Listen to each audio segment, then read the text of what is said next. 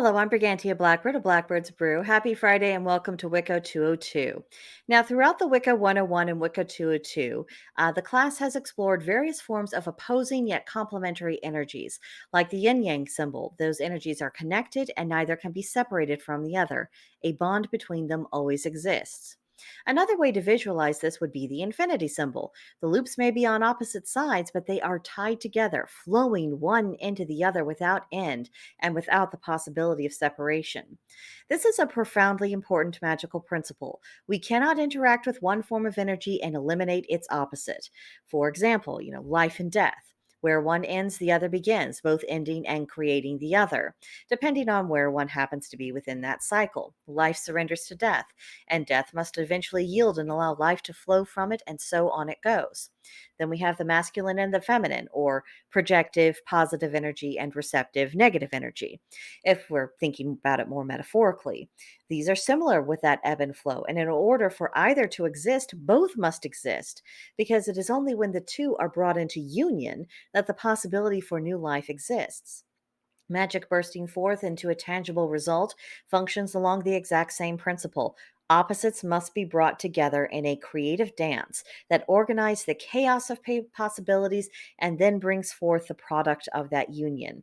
And as you walk along this path, you will find yourself returning to basic foundational principles such as this again and again, far more so than you're likely to be delving into obscure texts from centuries ago that may or may not be pure rubbish. Unless, of course, you take satisfaction in that kind of research, in which case, knock yourself out.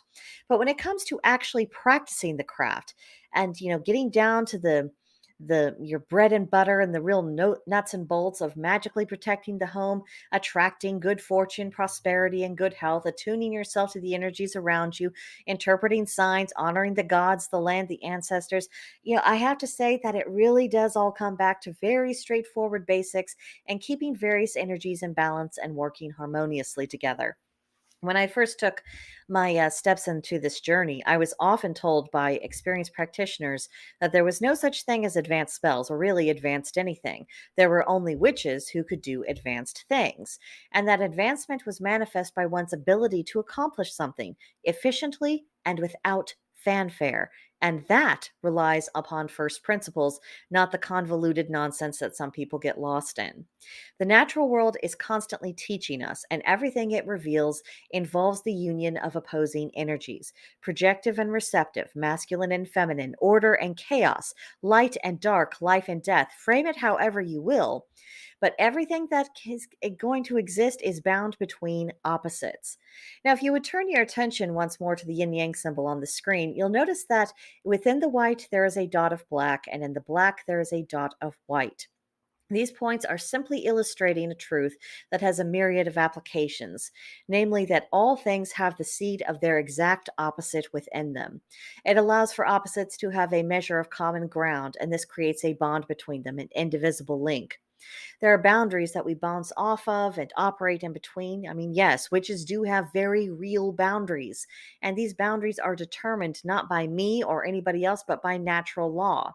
And that isn't a bad thing, and it's not a limiting factor that's unduly restrictive. It's just reality. It is the way the universe functions, and one of the few areas of truly solid ground that we can rely upon. Exploring the opposites, how they come together, and the ways in which they contrast is enormously instructive for us. Understanding more about that, what makes for a stronger and more effective practitioner, whether that person's well of talent is shallow or deep. So, with that in mind, let's talk about this week's homework from June 23rd to June 29th. Number one, make a list of all of the opposites you can think of, and then choose one pair to meditate on. Number two, observe where you see operates cooperating in a productive manner in your daily life.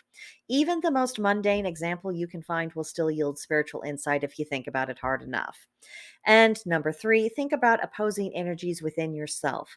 Have you learned to embrace them? How do you think you better appreciate the unique qualities of these impulses and learn to use them to your advantage? That's something to think about. And next week in this class, we will be talking about the goddess Isis, so I hope you will be back for that. In the meantime, comments, questions, concerns, complaints, leave them for me in the comment section below. or come see me at Blackbird's Brew on Gilded. Link in the description box to join the group, and you're very welcome there, and please don't be shy. But that will do it for now, and I will see you guys next time. Bye.